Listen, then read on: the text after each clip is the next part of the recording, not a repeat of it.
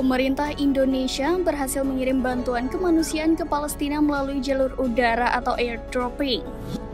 Ternyata pesawat yang digunakan untuk mengirim bantuan sempat melintasi Israel. Lantas inilah reaksi Israel saat tahu Indonesia mengirimkan bantuan ke Gaza. Dikutip dari tribunnews.com, seorang pejabat senior Israel menanggapi pengiriman tersebut.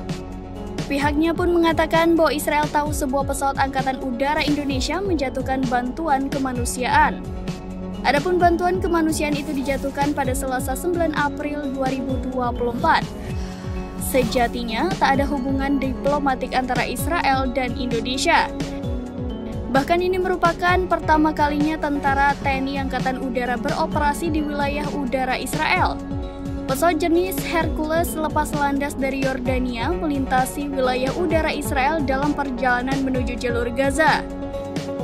Seluruh kru dan pesawat pun kembali ke Yordania setelah melakukan penerjunan bantuan kemanusiaan dengan selamat.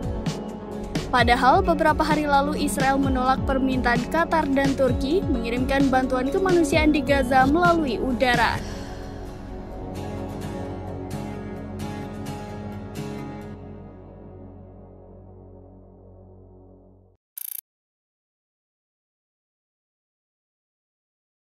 Download Tribun X sekarang, menghadirkan lokal menjadi Indonesia.